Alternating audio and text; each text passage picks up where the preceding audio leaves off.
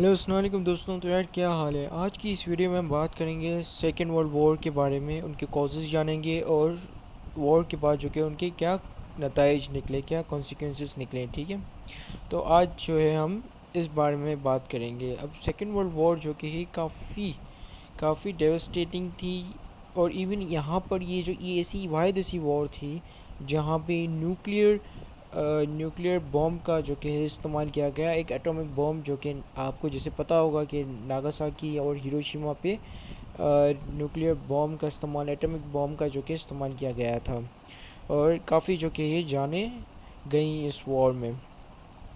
अब हम थोड़ा सा इसका जो कि थोड़ा सा हम इंट्रोडक्शन थोड़ा जान लेते हैं कि कब हुई और क्या हुआ इस वॉर में और कौन कौन थे इस वॉर में involve. So, introductions. The World War II was fought between two forces, the Axis power and the Allied power. World War II जो कि है वो दो फोर्सेस के दरमियान जो कि है लड़ी गई थी। एक फोर्सेस में जो कि है एलाइड फोर्सेस थे। एलाइड फोर्सेस में वैसे जो कि है काफ़ी कंट्रीज़ इन्वॉल्व थी, जैसे फ्रांस भी इन्वॉल्व था। ठीक है, लेकिन जो कि तीन मेन प्लेयर थे ना एलाइज पावर में, वो थे बरतानिया, अमेरिका और रूस। ठीक है, Russia, America and United kingdom.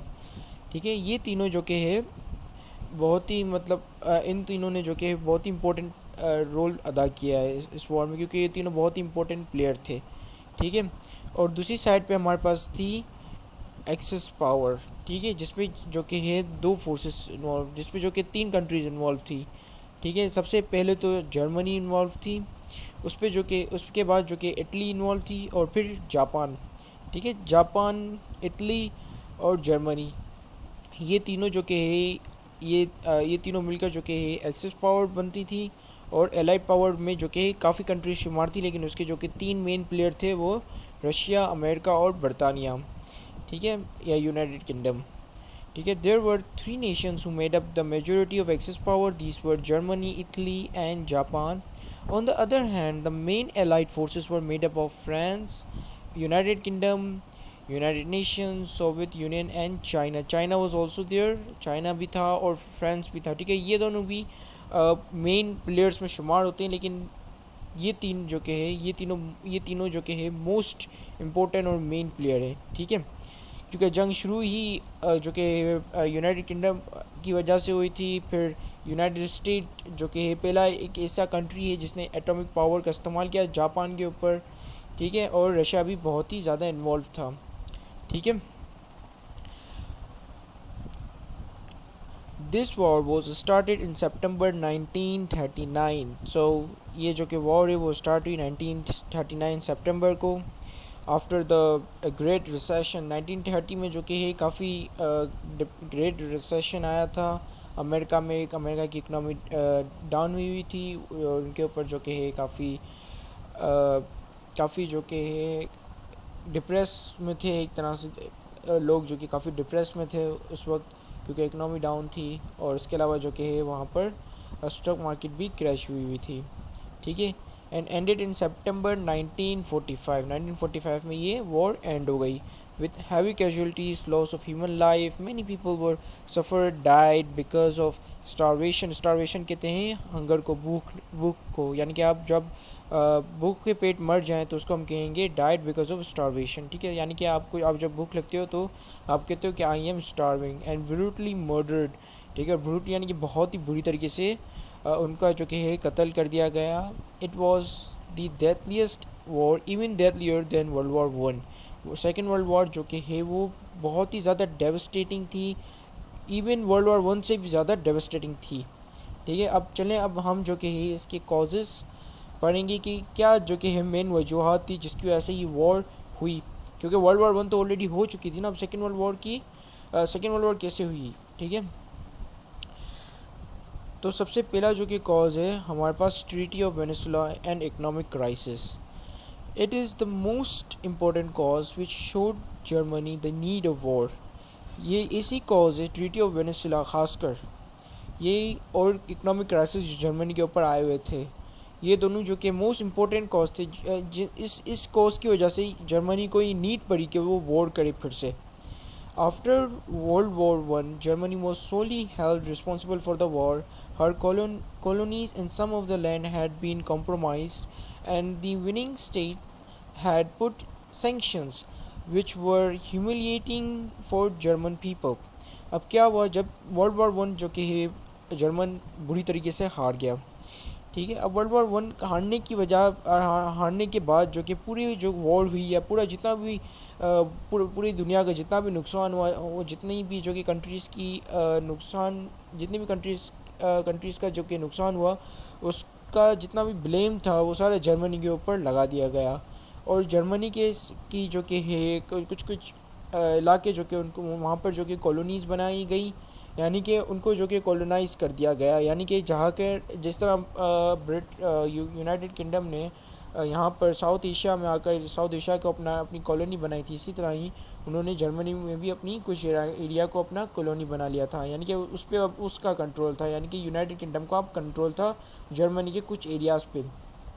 इसके अलावा कुछ उनका जो कि लैंड को कॉम्प्रोमाइज़ कर दिया गया, यानी कि ले लिया गया, छीन लिया गया उनसे, ठीक है। कॉम्प्रोमाइज़ कर लिया गया यानी कि छीन लिया गया। And the winning state had put sanctions, और जो स्टेट जो कि जीत गए थे उन लोगों ने उन पर सैंक्शंस लगा दिया। अब सैंक्शंस जो कि है वो एक इकोनॉमिक कंडीशंस होते हैं कि आप उनके ऊपर, यानी कि कंडीशंस लगाई गई, कुछ रिस्ट्रिक्शंस लगाई गई कि आप जो कि ये चीज़ें नहीं कर सकते, ठीक है। आप जो कि है गोल्ड नहीं ख़रीद सकते, आप जो कि है यहाँ ट्रेड नहीं कर सकते, आप जो कि है इतने बिजनेस नहीं कायम कर सकते हैं। तो ये इकोनॉमिक सैंक्शंस होते हैं, ठीक है। अभी किस तरह लगाते हैं वो मैं नेक्स्ट वीडियो में बताऊंगा सैंक्शंस को एक्सप्लेन करते हुए, ठीक है। अभी फ़िलहाल आप ये समझ लें कि उनके ऊपर जो कि है कुछ रिस्ट्रिक्शंस लगाई गई थी जो कि उनके लिए काफ़ी नुकसानदेह साबित हो रही थी, ठीक है। विच वर ह्यूमिलिएटिंग फॉर जर्मन, वो लोग जर्मन पीपल के लिए एक ह्यूमिलिएटिंग थी, यानी कि बहुत ही ज़्यादा उनको जो कि बहुत ही ज़्यादा नापसंद हो रही थी और काफ़ी उनके लिए बहुत ही दर्दनाक थी, ठीक है। दे हैड टू पे अनरीजनेबल डेट, उनको जो कि है अनरीजनेबल डेट पे करना पड़ता है, यानी कि हरू का जो कि है पैसे पे करने पड़ रहे थे, ठीक है। हरू का जो कर्ज पे करना पड़ रहा था क्योंकि उन्होंने कोई कर्ज लिया नहीं था, लेकिन उनको पे करना पड़ रहा था, ठीक है। Also they had to reduce the military to only 100,000 soldiers, ठीक है। अब उनके ऊपर दूसरी सेंक्शन ये लगाई गई थी, दूसरी रिस्ट्रिक्शन ये लगाई गई थी कि आपको जो कि है सिर्फ 1 लाख सोल्जर्स रखने आपके पास, ना जो कि है ना आपके पास कोई नेवी फोर्स होनी चाहिए, ना आपके पास कोई एयर फोर्स होनी चाहिए। So in order to stabilise the economy their national mint had to put liquidity injections. अब लिक्विडिटी इंजेक्शंस कहते हैं क्वांटिटेटिव ईजिंग को। अब क्या हुआ, इकोनॉमी को तो जाहिर सी बात है आगे बढ़ाना ही है ना, तो उनकी जो कि नेशनल मिंट यानी कि सेंट्रल बैंक ने जो कि है वहाँ पर इकोनॉमी में पैसे डालना शुरू कर दिए। कैसे? उन लोगों ने ज़्यादा पैसे प्रिंट किए। अब ज़्यादा पैसे प्रिंट करने का एक कॉन्सिक्वेंसेस ये होता है कि आपकी जो कि मनी की वैल्यू जो कि कम्युनिटी के मुकाबले कम हो जाती है, यानी कि प्रोडक्ट्स के मुकाबले कम हो जाती है। अगर आपकी जो कि है पैसे आप प्रिंट करते जाएंगे तो प्रोडक्ट महंगे होते जाएंगे और आपकी मनी की वैल्यू जो कि कम होती जाएगी। तो इकोनॉमी को उन लोगों ने जो कि है स्टिमुलेट करने के लिए उन लोगों ने नकली नोट छापना, नकली नहीं, नोट छापना शुरू कर दिए। तो नोट छापने की वजह से वहाँ पर बहुत ही ज़्यादा हाइपर इन्फ्लेशन आ गया था, ठीक है, to stimulate the economy. But in 1930 the great depression took place which affect the whole globe including Germany, which increased the unemployment rate and German people got exhausted. अब क्या हुआ, 1930 में रिसेशन आ गया, उसके बाद वर्ल्ड वार वन के बाद वहाँ पर अमेरिका में रिसेशन आ गया, और ये रिसेशन जो कि है अराउंड द ग्लोब फैल गया। रिसेशन का मतलब मंदी का मतलब यानी कि बिजनेस एक्टिविटीज़ वगैरह सब कम होने लगी, और काफ़ी जो कि है इन्वेस्टर्स ने जो कि पैसा गंवा दिया, ठीक है। स्टॉक मार्केट्स क्रैश हो गई, और जो कि ज़ाहिर सी बात है एक इकनॉमी के अंदर जो कि फॉरेन इन्वेस्टर ने भी इन्वेस्ट किए हुए होते हैं। तो जिस तरह अब जो कि जर्मनी ने फॉर एग्जांपल वहाँ पर इन्वेस्ट किए होंगे, या जर्मनी को जो कि कोई चीज़ वहाँ से ख़रीदनी होगी और वो ना ख़रीद सकी होगी, या जर्मनी के इन्वेस्टर ने काफ़ी पैसा लूज़ कर लिया होगा क्योंकि अमेरिकन इकनॉमी जो कि है वो मंदी में चली गई। तो बहरहाल बहुत सारी रीज़न हो सकते हैं, लेकिन एक रीज़न ये भी था कि वो एग्जॉस्टेड हो गए क्योंकि अमेरिका में जो कि रिसेशन आ गया और काफ़ी जो कि जर्मन पीपल वहाँ इन्वेस्टेड थे, ठीक है। और इसके अलावा वहाँ पे जर्मनी में अनएम्प्लॉयमेंट बढ़ गई क्योंकि लैंड जो कि जितने भी थे जो कि अच्छे ज़ाहिर सी बात है वो कॉलोनी बने हुए थे यूनाइटेड किंगडम की, और वहाँ पे यूनाइटेड किंगडम आके कोई भी किसी भी जर्मनी को पकड़ के जलील कर लेते थे, लेकिन कोई जर्मन जो कि है यूनाइटेड किंगडम के लोग जो कि है वो उनको जलील कर लेते थे, लेकिन उनको इतना इख्तियार नहीं था कि वो उनको जो कि आंख उठाकर देखें, तो जिसकी वजह से वो काफ़ी एग्जॉस्टेड हो गए थे। ठीक है, तो ये पहला कॉज और सबसे मेन कॉज जो कि है वॉर होने का वो ये था। अब दूसरा कॉज नाज़िज्म एंड फेसिज्म। तो नाज़िज़म और फैशिज़म क्या होते हैं? ठीक है, फैशिज़म और नाज़िज़म जो कि है यानी कि एक तरह से डिक्टेटर का राइज होना होता है। ठीक है, वहाँ पर यानी कि लोगों का बिलीव करना होता है कि भाई एक डिक्टेटर जो कि वही हुकूमत कर सकता है, या एक डिक्टेटर का जो कि राइज होने को हम जो कि नाज़िज़म कहते हैं और फैशिज़म कहते हैं। क्योंकि अब इटली में क्या हुआ था, इटली में जो कि फैशिज़म आ गया था, और फैशिज़म एक पार्टी थी जहाँ पे जिसका जो कि रूलर जो कि एक डिक्टेटर था। ठीक है, और नाज़िज़म में जो कि वहाँ पर भी एक डिक्टेटर था जो कि हिटलर था। ठीक है, the another cause is the rise of Nazism in Germany and fascism in Italy. So in 1933 there was a rise in the nationalism in Germany, because of which the Adolf Hitler and the Nazi party came into power, which brings the totalitarianism. And in spite of heavy restrictions imposed on Germany, it restored the military and their agenda. ठीक है, अब कहाँ गया ये totalitarianism, जो कि एक ऐसी फॉर्म ऑफ गवर्नमेंट होती है जहाँ पे जो कि रूलर होता है, जो कि पूरी कंट्री को जो कि है कंट्रोल करता है, वो एक डिक्टेटर होता है। ठीक है, अब their agenda was to reunite all the German speaking people. On the other hand, Italy, who had victory with the Allies, was felt betrayal because it obtained very small territory after World War I. Since the country was ruled by the fascist party, it decided to invade Albania, and Japan there is a full stop here, and Japan was also frustrated because of lack of resources, so they decided to invade China to get some of the resources. All of these three nations were running by a fascist dictator, and with the similar ideology and agendas, they formed a team which is known as the Axis power. ठीक है, अब क्या हुआ कि वहाँ पर भी dictatorship आ गई थी, वहाँ पर जो कि राइज ऑफ द हिटलर हो गया था, अडोल्फ हिटलर जो कि इन पावर आ गया था। और इटली में भी यही हुआ था कि इटली के लोग जो कि इटली को क्या हुआ, इटली के साथ ये मसला हुआ था कि फर्स्ट वर्ल्ड वॉर में जो कि वो एलाइज फोर्सेस के साथ था, लेकिन उस जीतने के बाद जो कि उसको विक्ट्री में काफ़ी कम जो कि विक्ट्री में जो लूट मिलता है वो उसको जो कि काफ़ी कम दिया गया। ठीक है, काफ़ी कम उसको जो कि लैंड दिया गया। बेसिकली उनको जो कि बहुत ही यहाँ पे लिखा हुआ है कि ऑब्टेन वेरी स्मॉल टेरिटरी, उसको जो कि उन्होंने काफ़ी कम लूट लिया, और काफ़ी जो कि है छोटी टेरिटरी उनके हाथ आई, और बाकी सब एलाइज फोर्सेस ने हड़प लिया। तो इस पर जो कि इटली काफ़ी गुस्सा था। ठीक है, और इसलिए काफ़ी गुस्सा था, और क्या कहते हैं इनका एडोल्फ हिटलर का जो कि है ये एजेंडा था, एजेंडा कहते हैं छोटे प्लान को। ठीक है, ये एजेंडा था कि वो जितने भी जर्मन स्पीकिंग पीपल को जो कि है अपने कॉन्फिडेंस में ले, और उनको जो कि रीयूनाइट करे, और फिर से जो कि है इन्वेट करे, और फिर से वॉर लड़े। ठीक है, तो क्योंकि ये जो कि हिटलर जो कि काफ़ी अफेक्टेड हुए थे, जो इनके ऊपर जो कि इकोनॉमिक सैंक्शंस लगाए गए थे, और जो इनके ऊपर जो रिस्ट्रिक्शंस लगाई गई थी, और जो इनकी जो हालत हो गई थी उस पर वो काफ़ी जो कि है काफ़ी अग्रेसिवली वो गुस्से में आए हुए थे, और उनको जो कि कैसे भी करके अपनी कंट्री का जो कि नाम फिर से बढ़ाना था, और जिसकी वजह से उन्होंने वो जो कि अपनी डिक्टेटरशिप लेकर आए। और वो जो कि और फिर उनकी एक बात ये होती थी कि वो स्पीचेस बहुत अच्छी दिया करते थे, यानी कि उनकी स्पीचेस से बहुत ही ज़्यादा लोग इंस्पायर हुआ करते थे, और काफ़ी लोग बेजार थे। तो जाहिर सी बात है, आप जो कि है ऑलरेडी एक बंदा जो कि है हार के बैठा हुआ है गुस्से में, और वो काफ़ी नफ़रत करता है, और आप जो कि उसको होप देते हो कि भाई हम लड़ सकते हैं, तो जाहिर सी बात है वो आपकी फेवर में ही आ जाएगा। तो इसकी वजह से हिटलर जो कि वहाँ पर पावर में आ गया। और वहाँ पर इटली के साथ यह हाल था कि इटली को जो कि बहुत ही गुस्सा आया हुआ था, क्योंकि विक्ट्री के बाद उनको जो कि लूट काफ़ी कम मिला था और उनके जो कि काफ़ी स्मॉल टेरिटरी हाथ में आई थी। तो उसने जो कि डिसाइड किया कि भाई अब वो इन्वेट करे अल्बानिया का। और इटली में भी एक फेशिस्ट पार्टी थी और वो जो कि पावर में आ गई। अब जापान के साथ ये सीन था कि जापान के पास कोई रिसोर्सेज नहीं थी, और जापान में उस वक्त जो कि इम्पीरियल जापान उसको कहते हैं हम, वहाँ पे जो कि एम्पायर्स थे और वो जो कि जापान को रूल करते थे। अब एम्पायर्स भी एज अ डिक्टेटर ही होते हैं, ठीक है।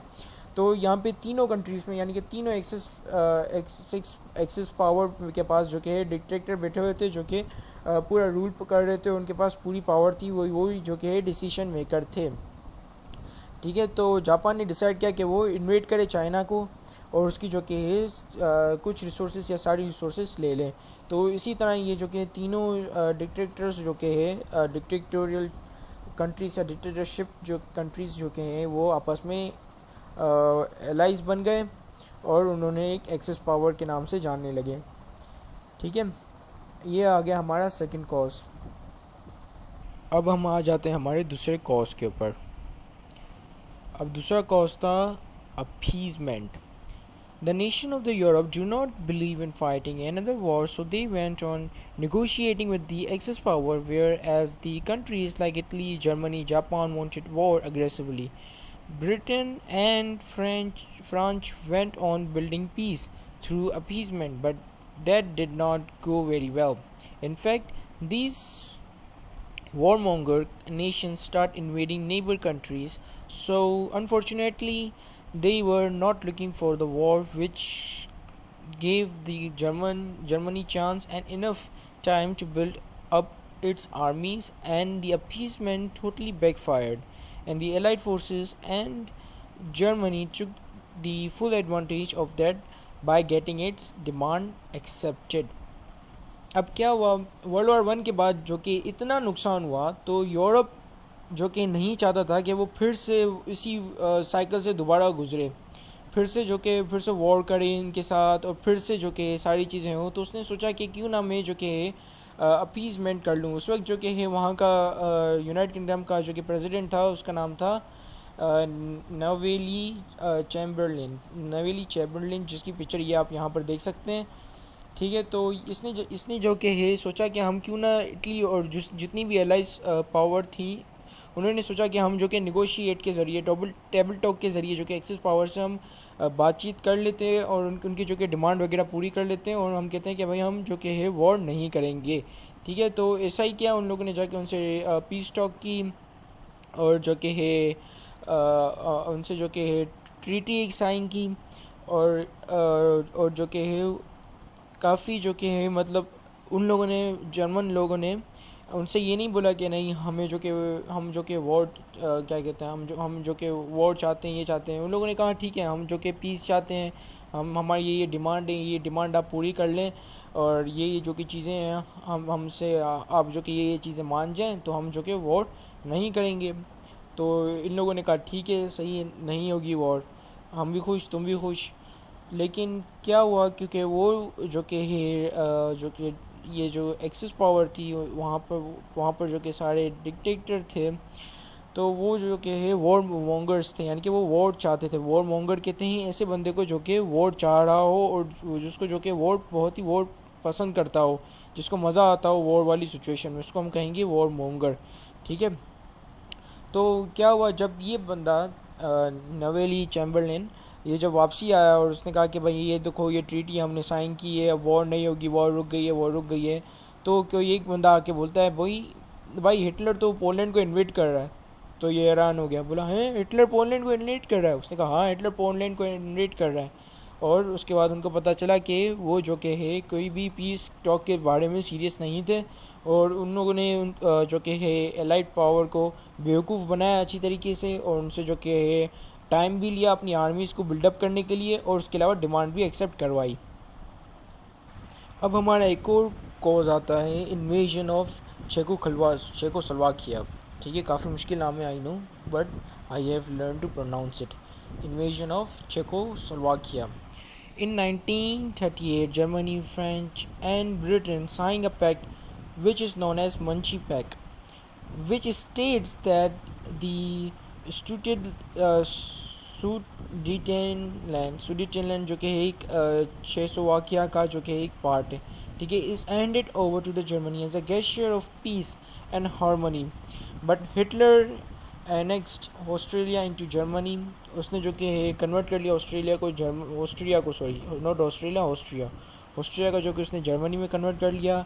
And then he invaded the rest of Czechoslovakia and broke the pact of Munich, और उसने जो कि है वो मेंची पैक को तोड़ दिया, ठीक है। वही जो कि मैंने आपको पिछले उसमें बताया कि वो लेकर आया था, मेंची पैक साइन करके लेकर आया था, और लोगों ने उसको आके बताया कि भाई he is invading Poland. He took all of the resources of Czechoslovakia and increased its army as well as war machines and weapons। अब उसने जो कि इस चीज़ का भरपूर फ़ायदा उठाया। जब वो लोग जो कि अपीज़मेंट के थ्रू काम चलाना चाह रहे थे तो हिटलर समझ गया कि भाई अब इसका फ़ायदा उठाना है, और उसने जो कि एक मंची पैक इसलिए साइन की ताकि वो आगे जाके उसको तोड़ सके। दरअसल हिटलर को चाहिए था टाइम, उसको टाइम की नीड थी, उसको चाहिए था टाइम ताकि वो जो कि अपनी आर्मीज़ बिल्डअप कर सके और जो कि वो वेपन्स वगैरह बना सके। और इसके अलावा वो अपनी डिमांड भी मनवाता रहा, और उसके अलावा जो कि है उसने कोई ट्रीटी वगैरह भी पूरी तरीके से नहीं मानी, और जितनी भी ट्रीटीज़ वगैरह थी वो सारी तोड़ दी, ठीक है। इसी तरह ही उसने जो कि मंची पैक को भी तोड़ दिया, और जो कि बाकी बचा कुचा जो कि कवासिया का था, फिर से बचा कुचा जो कि चेकोस्लोवाकिया था, ठीक है, इट्स प्रोनाउंस चेकोस्लोवाकिया। तो बचा कुचा जो कि चेकोस्लोवाकिया जो कि है उसने वो भी इन्वेड कर लिया, और अपनी जो कि वहाँ से रिसोर्सेज वगैरह निकाली, और अपनी जो कि वॉर मशीन्स, वेपन्स और आर्मीज जो कि वहाँ पे तैयार की, ठीक है। तो एक रीज़न ये भी था कि उन लोगों ने जो कि चेकोस्लोवाकिया को इन्वेड किया, और उसके बावजूद भी यानी कि उसको गिफ्ट जो मिला लैंड में, केवल चेकोस्लोवाकिया का एक पार्ट जो कि है उसको बरतानिया ने हिटलर को जो कि एज अ गिफ्ट दे दिया, उसके बावजूद भी उसने जो कि है पूरा चेकोस्लोवाकिया इन्वेड किया। तो इससे जो कि है डायरेक्ट टिगर मिला किसको, एलाइड फोर्सेस को, ठीक है। वो भी चेकोस्लोवाकिया के डिसीजन के बगैर उन लोगों ने जो कि एलाइड फोर्सेस ने जो कि जर्मनी को उनका एक लैंड दे दिया ऐसे ही जो हिटलर को, ताकि हिटलर शांत हो जाए और खुश हो जाए उनसे। मगर हिटलर जो कि हिटलर है। अब दूसरा रीज़न आता है, और ये फाइनल रीज़न होता है, और ये इस रीज़न की वजह से ही फिर इनिशियली वॉर स्टार्ट हुई थी, वो है invasion of Poland. Hitler signed a non-aggressive pact with the USSR so that USSR will not become obstacle in the invasion of Poland. So after a week, Hitler invaded Poland, and within few days, France, Britain declared war on Germany, which initially started the World War II.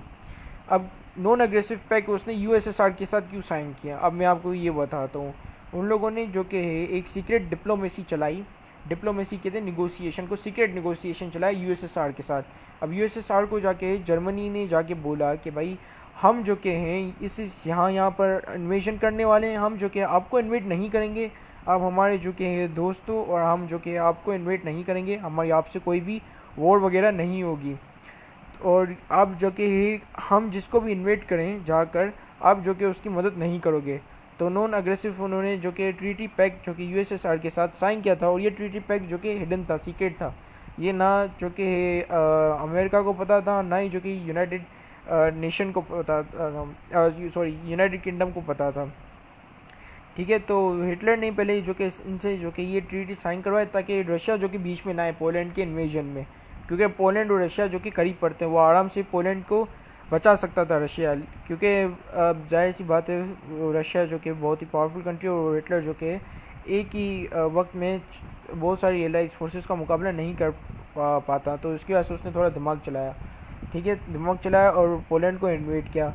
अब जैसे Poland को InvIT किया, इन लोगों को जो कि direct टिगर मिला, और उन लोगों ने जो कि पोलैंड के ऊपर, पोलैंड के इन्वेजन के बाद उसके ऊपर जर्मनी के ऊपर जो कि उन लोगों ने वॉर डिक्लेयर कर ली, और फिर जो कि इनिशियली वर्ल्ड वॉर स्टार्ट हुई, और बाद में जो कि ये पैक्ट भी, नॉन एग्रेसिव पैक्ट भी उन्होंने तोड़ दिया, और रशिया के ऊपर भी उन लोगों ने अटैक किया, ठीक है। तो ये थे हमारे कॉजेज़। अब हम आते हैं हमारे कॉन्सिक्वेंसेस पे कि वॉर जब ख़त्म हो गई उसके बाद क्या क्या कॉन्सिक्वेंसेस निकले, क्या क्या नताइज निकले। तो सबसे पहला कॉन्सिक्वेंसेस ये निकला कि बहुत ही ज़्यादा हैवी कॉजुअल्टीज़ हुई, हैवी कॉजुअल्टीज़ टू लाइफ। प्लेनेट को भी हैवी कॉजुअल्टीज़ हुई, ह्यूमन लाइफ को भी बहुत ज़्यादा थ्रेटनिंग हुई, और इसके अलावा जो कि एनिमल लाइफ, मरीन लाइफ, सबको जो कि है बहुत ही नुकसान पहुंचा।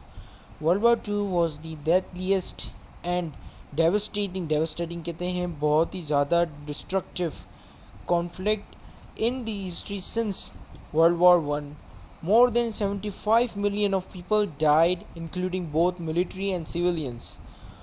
Most of the people lost their lives because of starvation, heavy bombing in cities, lack of medicines, and deliberate genocide on the large scale. जैसा कि हिटलर ने जो कि जूइश की जेनोसाइड करवाई थी, उनको जो कि एक स्टोर रूम में या एक जहाँ पर सामान जो कि रखते हैं, वेयर हाउस, हाँ एक वेयर हाउस में उसने जो कि सारे बहुत सारे ज्यूस लोगों से हिटलर जो कि काफ़ी नफरत करता था, तो पूरे कंट्री से, पूरी जर्मनी से उनको जमा किया, एक हाउस में डाला और उस पूरे हाउस को जो कि आग लगा दी। ठीक है, और उनका यानी कि जेनोसाइड कहते हैं नस्ल कशी को, यानी कि पूरी नस्ल को ख़त्म करना, तो उसको जो कि जेनोसाइड कर देते हैं। तो उसने जो कि ज्यूस की जेनोसाइड करने की कोशिश की, ठीक है, हिटलर ने। Most of the people became homeless, काफ़ी लोग जो कि होमलेस बन गए थे। About 6 million Jews were murdered in the Holocaust sponsored by the Hitler, और उस होलोकॉस्ट में जो कि अबाउट 6 मिलियन ज्यूज जो कि वो मर गए थे।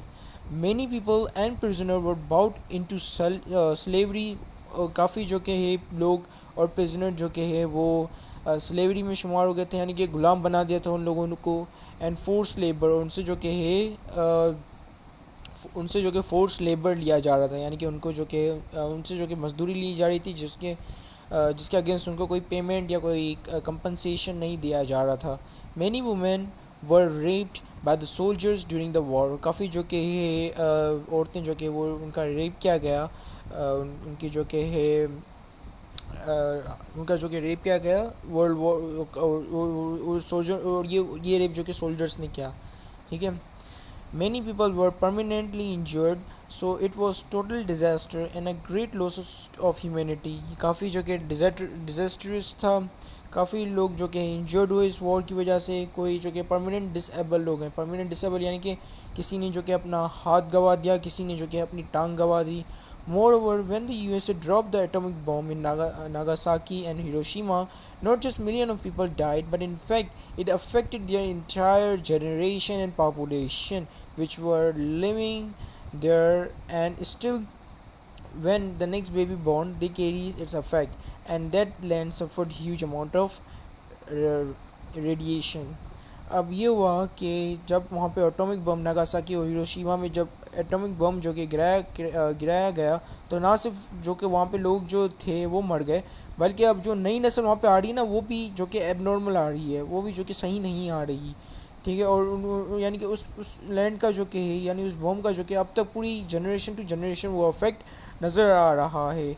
और उसके अलावा बम गिराने के बाद जो कि वहाँ वो जो कि जगह काफ़ी रेडिएशन वहाँ पर आ गया, क्योंकि ज़ाहिर सी बात बम में रेडिएशन होता है, तो वहाँ पे जो कि फसल वगैरह भी सही तरह नहीं हो पाती है।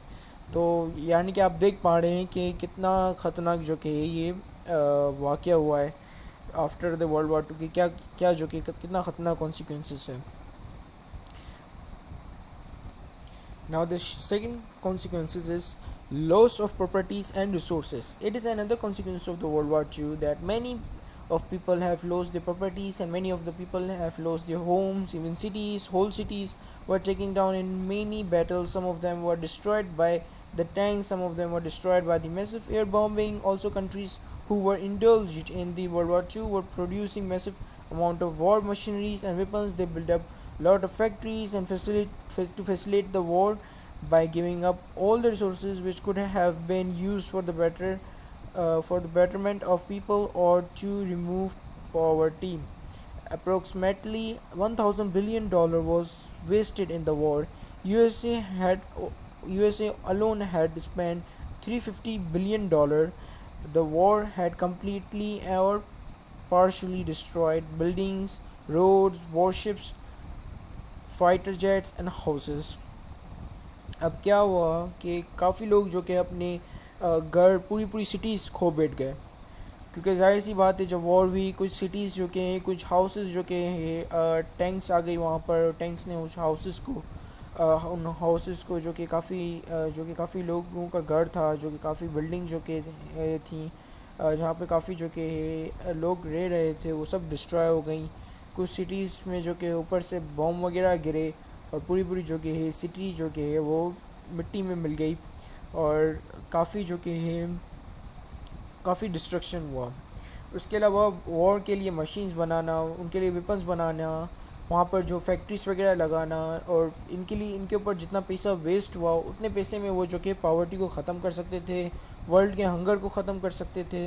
लेकिन इतना ज़्यादा वो जो कि वॉर में इंडल्ज यानी कि इन्वॉल्व थे कि उन्होंने इन चीज़ों को नहीं देखा और जो कि है वो अपने वेपन्स इंक्रीज़ करते गए। काफ़ी लोग जो कि उन्होंने सिर्फ प्रॉपर्टीज़ नहीं बल्कि अपने करीबी रिश्तेदारों को खो दिया, अपने माँ बाप को खो दिया, अपने भाई को खो दिया, और काफ़ी जो कि आप देख पा रहे हैं कि काफ़ी जो कि ये नुकसानदार रही और ये काफ़ी जो कि ख़तरनाक कॉन्सिक्वेंसेस हैं वर्ल्ड वार 2 का। अब एक और कॉन्सिक्वेंसेस ये है कि जैसे वर्ल्ड वार 2 ख़त्म हुई, कोल्ड वार शुरू हो गई। अब रशिया भी वर्ल्ड वार 2 की वजह से रशिया भी बहुत पावरफुल हो गया और अमेरिका भी बहुत पावरफुल हो गई, दोनों के पास न्यूक्लियर पावर्स आ गई। ठीक है, after the second world war the world was divided into bipolarity. Bipolarity कहते हैं जहाँ पर दो कंट्रीज़ जो कि है सुपर पावर हो।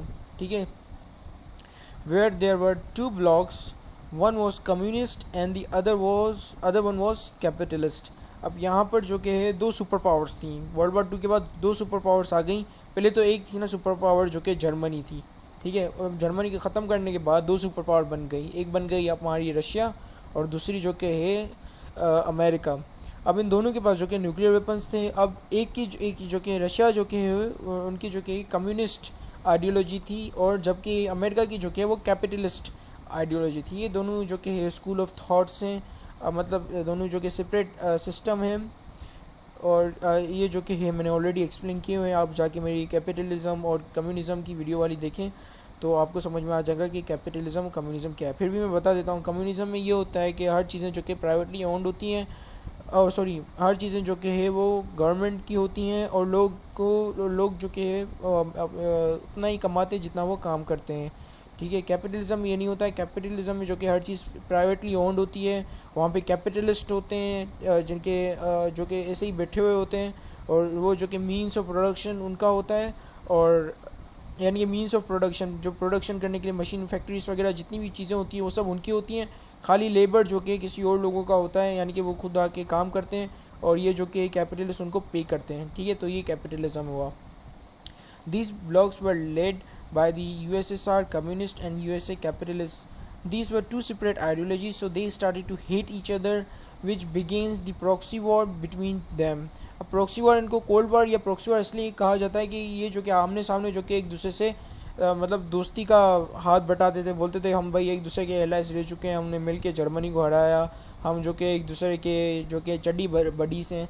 लेकिन ऐसा नहीं हुआ करता था। यानी कि अब वो क्या करते थे, अपनी जो कि खुद नहीं लड़ते थे, वो किसी और कंट्री के ज़रिए अपनी जो कि वॉर लड़ते थे। यानी कि अब जैसे वेनेजुला में ये हुआ था कि वेनेजुला में जो कि वो चाह रहे थे, देखो यूएसएसआर जो कि चाह रहा था कि पूरे वर्ल्ड में कम्युनिज़म हो जाए और जो कि यूएसए चाह रहा था कि पूरे वर्ल्ड में कैपिटलिज्म हो जाए।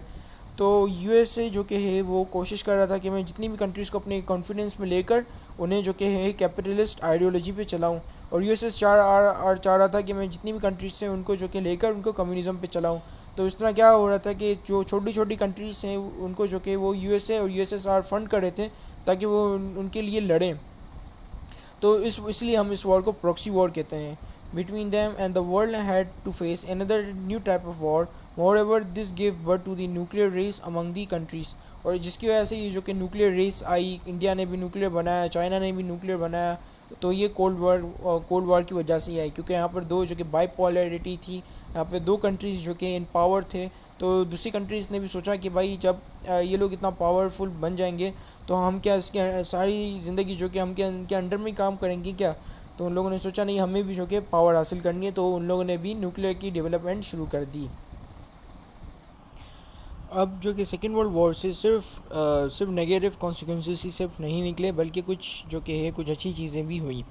ठीक है, the end of colonialism and dictatorship अगर हम देखें तो जो कि है ये काफ़ी अच्छी चीज़ हुई कि कॉलोनिज्म ख़त्म हो गया और डिक्टेटरशिप जो कि है इंटायरली ख़त्म हो गई।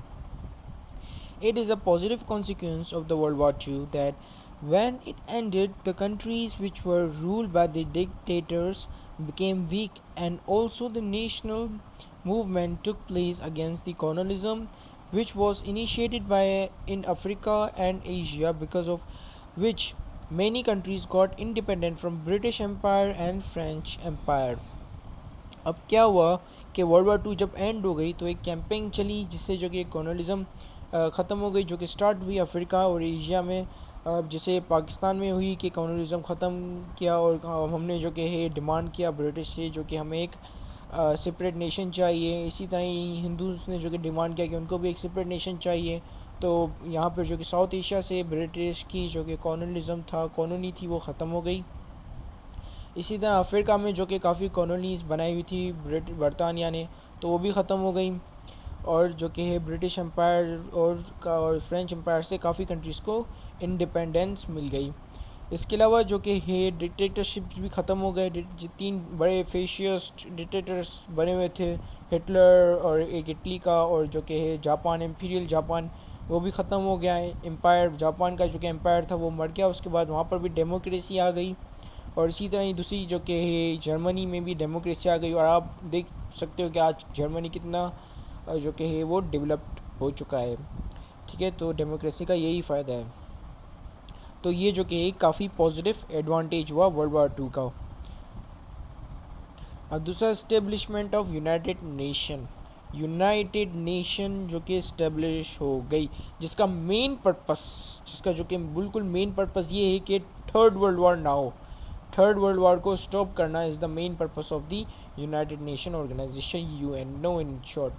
It is another positive consequence of the World War II that now we have an organization which works to promote peace and prevents war.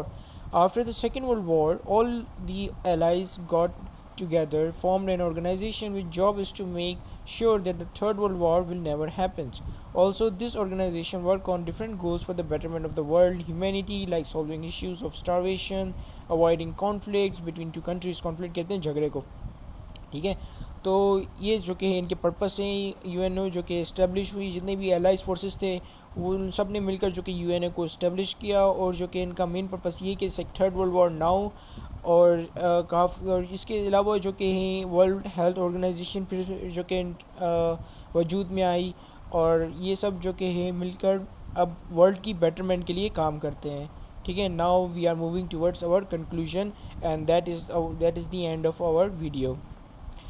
Conclusion: in short, world blamed Germany for the First World War and put it heavy sanctions upon them. Italy and Japan were not satisfied with the result of the World War One. All these three nations were ruled by the dictators, and they wanted revenge on Britain and France, so that they started the war, which ended in serious consequences of loss of life, starvation, heavy poverties, destructions. Also, world changed and learned a lot from this devastating World War II, and came up with the idea to make UNO to prevent further conflicts.